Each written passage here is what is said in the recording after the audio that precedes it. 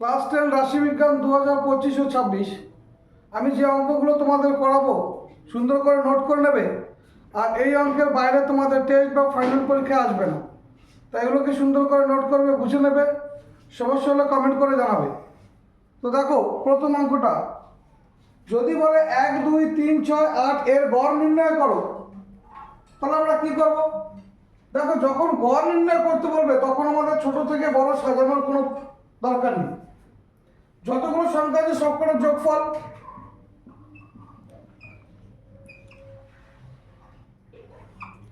এবার দেখো এখানে কয়টা সংখ্যা আছে, 1 2 3 4 5। এগুলো এক একটাকে বলা হয় কি, পদ সংখ্যা। তাহলে কয়টা আছে, 5টা। তাহলে যে কটা থাকবে তাদের ভাগ। তাহলে আমরা সবকটা যোগ করলে কত পাচ্ছি, 20 বাই 5 কাটলে কত হবে, 4। তাহলে গড় কত হবে, 4। পরের অঙ্কটা দেখো, 6, 7, x, 8, y, 16 সংখ্যাগুলির গড় 9 হয়, তাহলে দেখো তাহলে বলছে তোমাদের এর গড় কত হবে।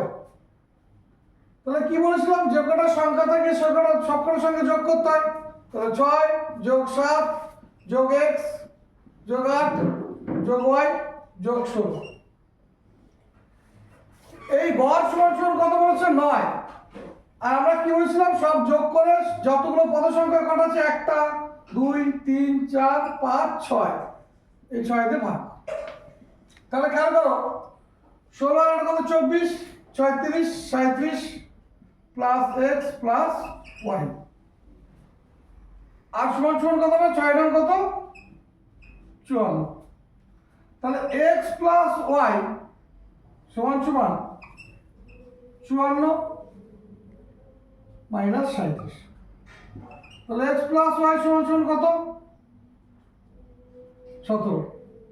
তাহলে আমাদের উত্তর কত হবে, x plus y equals to 17। তাহলে x প্লাস y এর মান নির্ণয় করো। তাহলে x প্লাস y এর মান কত হলো, 17। পরের অঙ্কটা দেখো, 7, x মাইনাস 2, 10, x প্লাস 3 এর যৌগিক গড় 11 হলে x এর মান নির্ণয় করো। তাহলে গড় করতে গেলে কি বলেছি, সবকটার যোগফল। তাহলে 7 যোগ x মাইনাস 2 যোগ 10 যোগ x প্লাস 3, এইটা সমান সমান কত বলা আছে, 11। এই যৌগিক গড় কত বলা হয়েছে, 11। আর কি বলেছিলাম, যতগুলো সংখ্যা থেকে সেই সংখ্যা দ্বারা ভাগ, অর্থাৎ কতগুলো পদ সংখ্যা আছে, কতগুলি। তাহলে দেখো প্লাস এক্স কী হবে, 2x প্লাস, দেখো 10 আর 3 13, 8 7 20, 20 থেকে যদি তোমার 2 চলে যায় তাহলে কত হবে, প্লাস 18 সমান সমান 4 এগারো কত, 44। এই পাশে প্লাস থাকলে ওই পাশে গিয়ে কী হবে, মাইনাস 2x সমান সমান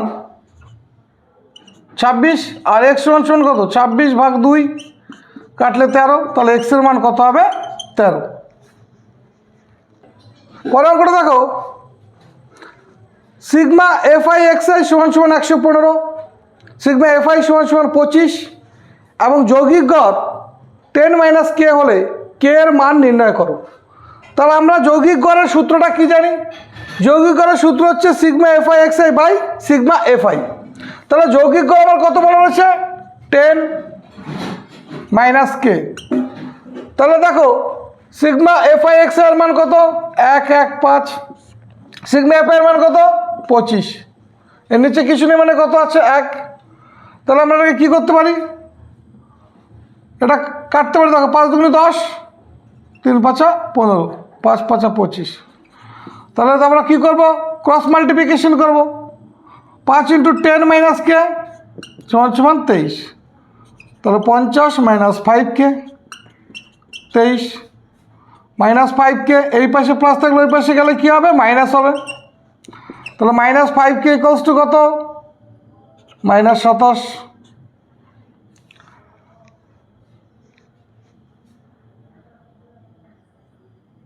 তারপর দেখো দুপাশে মাইনাস মাইনাস কেটে দিলাম। তাহলে কে সমান সমান কী হলো,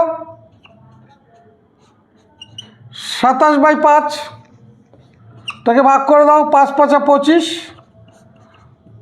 4 5 20, তাহলে কে সমান সমান কত হলো 5.4।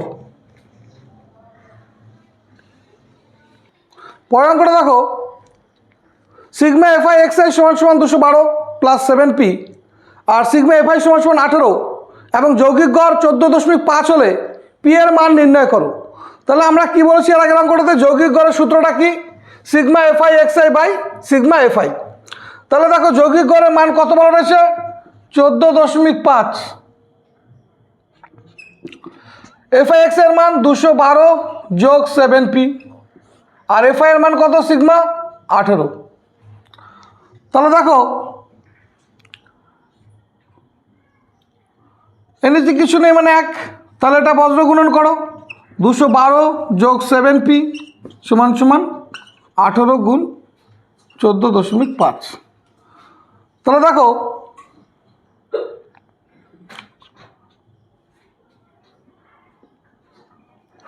দুশো 12 যোগ 7p, এটা দেখো তাহলে আমরা করি 18 গুণ দশমিকটা তুলে দিলাম, 2 দিয়ে দেখো 9 দুগুণে 18, 2 দিয়ে 5 দুগুণে 10, 5 দিয়ে 5 দুগুণে 10, 5 নং 45, তাহলে কত হলো 9 নং 81, 1 হাত আছে 8, 18 26, তাহলে এই পাশে কত হলো 212 যোগ 7p।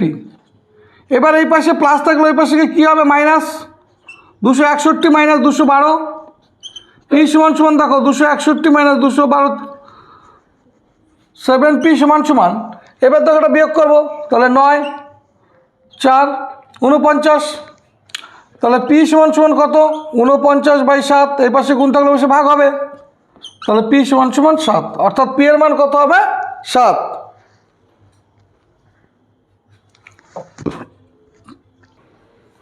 পরের অঙ্কটা দেখো 1, 3, 2, 4, 6, 5, 7 এর মধ্যমান নির্ণয় করো।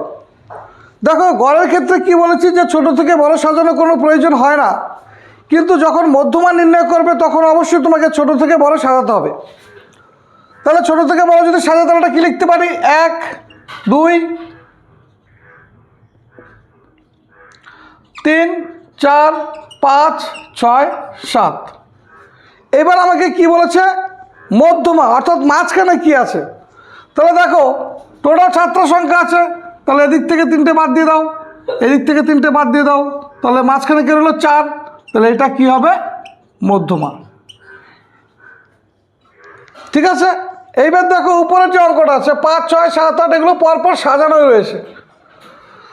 তাহলে দেখো কয়টা আছে 1 2 3 4 5 6 7 8 9 10 11, তাহলে আমরা কি করব 5টা 5টা করে আলাদা করে দাও, 1 2 3 4 5, 1 2 3 4 5, তাহলে মাঝখানে গেল 10, তাহলে এটাই কি হবে মধ্যমা। এইবার একটা জিনিস খেয়াল করো, এটা তো আমাদের বেজোরের ক্ষেত্রে গেল, দেখো এখানে কটা ছিল 11টা ছিল, এখানে 7টা ছিল। যখন কোনো সংখ্যাগুলো জোর আসবে অর্থাৎ ইভেন, তখন কি করবে, ধরো এখানে যদি বলতো 8, তাহলে আমরা এটার ক্ষেত্রে কি করতাম ভালো করে খেয়াল করো, 1 2 3 4 5 6 7, 1 2 3 4 5 6 7 8, কটা হলো 8টা।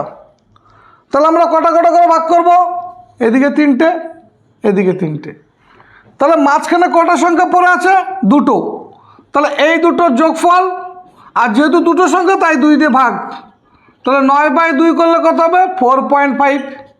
এইভাবে তুমি বের করতে পারো, তাহলে এটা কি হবে মধ্যমা।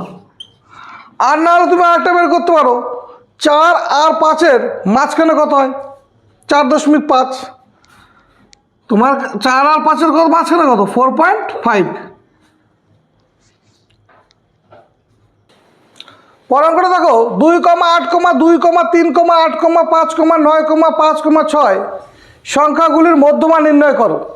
আগেই বলেছি যখন তুমি মধ্যমা নির্ণয় করবে তখন তোমার ছোট থেকে বড় সাজাতে হবে। তাহলে সবার ছোট কত আছে 2 আছে, 2, তারপরে দেখো 3, তিনের পরে কি আছে 5, 5 দুবার লেখো 5। তারপরে কত আছে দেখো 6, তারপরে কত আছে দেখো 8 দুবার আছে, তারপরে কত আছে 9। তাহলে খেয়াল করো 2 2 3 5 5 6 8 8 9। তাহলে কটা আছে দেখো সংখ্যা 1 2 3 4 5 6 7 8 9। তাহলে 9 আছে মানে কি এদিক থেকে 4টে ভাগ করে দাও, আর এদিক থেকে আমরা কি করব, এদিক থেকে 4টেকে আলাদা করে দাও। তাহলে মাঝখানে কে পড়ে আছে 5, এটাই হবে মধ্যমা। তাহলে মধ্যমা সমান সমান 5। এবার পরের অঙ্কটা দেখো 5, 6, 7, 8, 9, 10, 12, 14, 15, 16, 19, 20 এর মধ্যমা নির্ণয় করো। এবার খেয়াল করে দেখো এগুলো তোমার ছোট থেকে বড় সাজানো রয়েছে। তাহলে খেয়াল করো লিখি এটা 5, 6, 7, 8, 9, 10, 12, 14, 15, 16, 19, 20। তাহলে কটা আছে দেখো 1 2 3 4 5 6 7 8 9 10 11 12 জোড় সংখ্যা এসছে। তাহলে 12 যেহেতু আছে তাহলে কি করব, 5টা 5টা করে আলাদা করে দাও।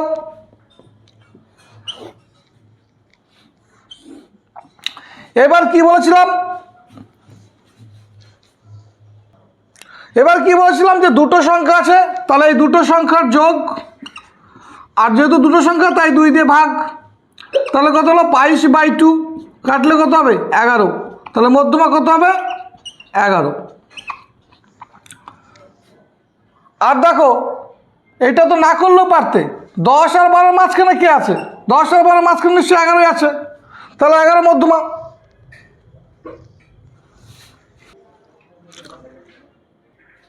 পরের অঙ্কটা দেখো যদি 11, 12, 14, x - 2, x + 4, x + 9, 32, 38 এবং 47 এই রাশিগুলোকে ঊর্ধ্বক্রমে সাজানো যায়, তাহলে উহাদের মধ্যমা হয় 24, x এর মান নির্ণয় করো। এটা এসে তোমাদের কোথায় মাধ্যমিক 2017-তে। তাহলে ব্যাপারটা খেয়াল করো। তাহলে 11, 12, 14 এগুলো পরপর কী করা আছে, তাহলে খেয়াল করো এটা ঊর্ধ্বক্রমে সাজাতে বলেছে, অর্থাৎ তোমাকে ছোট থেকে বড় সাজাতে বলেছে। তাহলে দেখো তাহলে যখন সাজানো রয়েছে 11, 12, 14, x - 2, x + 4, x + 9, 32, 38, 47 কটা হচ্ছে 1 2 3 4 5 6 7 8 9। তাহলে যদি 9টা হয় তাহলে আমরা কি করব, 4টে 4টে করে আমরা ভাগ করব। তাহলে 1 2 3 4 এটা আলাদা করে দাও, 1 2 3 4। তাহলে মধ্যমা হয়ে গেল কত আমাদের x + 4। এইবার দেখো আমাদের অঙ্কে কি বলেছে, এই মধ্যমা সমান সমান কত বলা আছে 24। তার মানে x + 4 সমান 24 বলা আছে। তাহলে x সমান এই পাশে প্লাস থাকলে ওই পাশে কী হবে মাইনাস। তাহলে x = 20, অর্থাৎ x এর মান কত হয়ে গেল 20। তাহলে এটাই তোমার অঙ্কে চেয়েছে, x এর মান কত হবে, অর্থাৎ x এর মান হবে 20। পরের অঙ্কটা দেখো 2, 3, 5, 4, 6, 3, 3, 4, 7, 3, 2, 1, 6 এর সংখ্যাগুরু মান বা ভূইষ্ঠক বা মোট একই কথা, সংখ্যাগুরুও যা ভূইষ্ঠকও তা মোটও তাই, নির্ণয় করো। তাহলে দেখো এই সংখ্যাগুলির মধ্যে সবথেকে বেশিবার কোন সংখ্যাটা রিপিট আছে, বেশিবার আছে। দেখো 3 কবার আছে, 1 বার, 2 বার, 3 বার, 4 বার। তারপরে দেখো 2 মাত্র 2 বার আছে। 5 দেখো একবারই আছে। 4 কবার আছে 2 বার। অর্থাৎ সবচেয়ে বেশিবার কোন সংখ্যাটা আছে 3। তাহলে 3 হবে আমাদের, তাহলে কি হবে 3 হবে হচ্ছে আমাদের সংখ্যা গুরু মান। অর্থাৎ যে সংখ্যাটা সবচেয়ে বেশি বার থাকবে সেটাই হবে আমাদের সংখ্যাগুরু মান বা ভূইষ্ঠক বা মোট। পরের অঙ্কটা দেখো নিচের তথ্যগুলির সংখ্যাগুরু মান নির্ণয় করো। তাহলে দেখো 10 কয়বার আছে 1 2 3, 12 কয়বার আছে 1 2 3। তাহলে যেহেতু 10ও 3বার আছে 12ও 3বার আছে, তাহলে এর সংখ্যাগুরু মান কত হবে 10 ও 12। তাহলে এর সংখ্যাগুরু মান কত হবে, যেহেতু দুটোই সমান সমান তাই 10 ও 12 হচ্ছে এর সংখ্যাগুরু মান। পরের অঙ্কটা দেখো, কিছু জন্তুর বয়স বছরে দেওয়া হলো 6, 10, 5, 4, 9, 11, 20, 18 বয়সের মধ্যমা হবে। তাহলে আমি কি বলেছিলাম, যখনই মধ্যমা বের করতে হবে আমাদের প্রথম কাজ ছোট থেকে বড় সাজিয়ে নিতে হবে। তাহলে 4, 5, তারপরে দেখো কত আছে 6, তারপরে কত আছে 9, তারপরে কত আছে 10, তারপরে 11, তারপরে 18, তারপরে 20। তাহলে দেখো প্রথমে 4 আছে, তারপরে 5, তারপরে 6, তারপরে 9, তারপরে 10, 11, 18, 20, ছোটো থেকে বড় সাজালাম। এবার দেখো টোটাল কটা আছে 1 2 3 4 5 6 7 8। তাহলে আমরা কী করবো, 3টে করে আলাদা করে দাও। তাহলে 9 আর 10-এর মাঝখানে কত হয় 9.5। তাহলে এটাই হবে কি মধ্যমা। বাকি শিখেছিলাম 9 যোগ 10 ভাগ দুটো সংখ্যা, তাই 2 দিয়ে ভাগ। তাহলে 19 দিয়ে 2 দিয়ে ভাগ করলে কত হবে 9.5, অর্থাৎ এর মধ্যমা কত হবে 9.5, 9.5।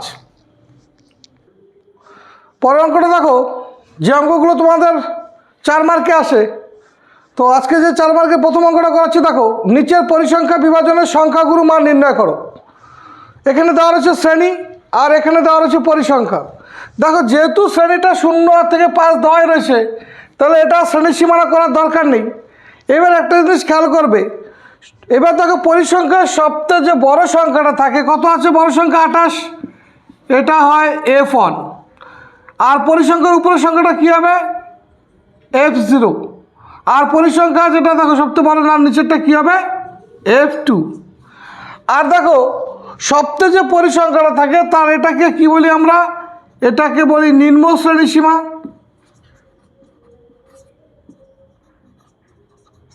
আর এটাকে বলি কি উচ্চ শ্রেণী সীমা। তাহলে দেখো এই যে F1 যেটা রয়েছে 28, এই পরিসংখ্যার তোমার হচ্ছে নিম্ন শ্রেণী সীমা কত 15। তাহলে এটা হবে L, এটা কি হবে, এটা হবে L, এটা হবে L। এবার দেখো সংখ্যাগুরু মান নির্ণয়ের সূত্রটা কি আছে। তাহলে দেখো নির্ণয় সংখ্যাগুরু মান সমান সমান L প্লাস, ভালো করে সূত্রটা দেখবে, L plus F1 minus F0, F1 minus F0 by 2F1 minus F0 minus F2 into H, into কী হবে H। এবার দেখো এই Hটা কী জিনিস, সবার মধ্যে দেখো পার্থক্য কত আছে 5, এটা হচ্ছে কি H সমান 5, তাহলে এর থেকে কত পার্থক্য 5, এটাও কত হবে। তাহলে এই সবার মধ্যে যে পার্থক্যটা সমান রয়েছে সেটা হচ্ছে আমাদের H, অর্থাৎ যে দেখো ডিস্টেন্সটা কত আছে, তাহলে H হচ্ছে 5। তাহলে দেখো L এর মান কত বলেছি 15। তাহলে আবার বোঝো কি বলছি, এখানে যেহেতু আমার শ্রেণী সীমানা করার দরকার নেই, তাহলে এখানে শ্রেণী রয়েছে পরিসংখ্যা রয়েছে, পরিসংখ্যার মধ্যে সবচেয়ে যে বড় সংখ্যাটা থাকবে সেইটা হবে আমার F1, ঠিক তার উপরের সংখ্যাটা হবে F0, আর তার নিচের সংখ্যাটা কী হবে F2। আর যেটা তোমার সবথেকে বড় সংখ্যা তার নিম্ন যে শ্রেণী সীমানাটা সেটা হচ্ছে L। তাহলে L এর মান কত পেলাম 15 প্লাস F1 আমার কত আছে 28, F0 কত আছে 18, 2F1, F1 এর মান কত 28, F0 কত আছে 18, তারপর দেখো F2 কত আছে 17, আর এই সবার মধ্যে পার্থক্য কত 5, অর্থাৎ 5। তাহলে এবার এটা আমরা ক্যালকুলেশন করব। তাহলে দেখো 15 প্লাস 28 থেকে 18 গেলে কত 10, 28 দুগুণে কত 56 মাইনাস 35 গুণ 5, তাহলে 15 প্লাস তাহলে কত 5 10 দেখো 50, আর 56 থেকে 35 চলে গেলে কত হবে 21। তাহলে খেয়াল করো, তাহলে এখান থেকে আমরা কি পেলাম 15 প্লাস 50/21। এবার একটা জিনিস খেয়াল করি, পুরোটাকে কখনো লসাগু করতে যাবে না। তাহলে 50কে যদি আমরা 21 দিয়ে ভাগ করি তাহলে কত হবে 21 দুগুণে 42, তাহলে কত আসলো 8, দশমিক দিয়ে 0 আনো, তাহলে 3 21 কত 63, 17, দশমিক দিয়ে 0 আনো, তাহলে দেখো এটা কবার যাবে 8 বার দিতে পারি। 8 বার দিলে কত হচ্ছে দেখো 8 1 8, 8 দুগুণে 16, অর্থাৎ 168, তাহলে 2.32। তাহলে 50 দিয়ে যদি আমরা 21কে ভাগ করি তাহলে কত আসছে 2.38। তাহলে 15 যোগ 2.38 মানে কত 15 আর 2 কত হচ্ছে 17, তাহলে 17.38 প্রায়। তাহলে এই হচ্ছে আমাদের কি সংখ্যাগুরু মান। তাহলে এই হচ্ছে আমাদের উত্তরটা কি সংখ্যাগুরু মান। তাহলে দেখো কি বলেছিলাম, এল সমান সমান সংখ্যাগুরু মান সম্বলিত শ্রেণীর নিম্ন শ্রেণী সীমানা। তাহলে এল সমান সমান কী বলেছি সংখ্যাগুরু, সবথেকে বড় ছিল কি এইটা, এর নিম্ন শ্রেণী সীমানা কত 15, তাই এটা হচ্ছে এল, এল সমান সমান 15।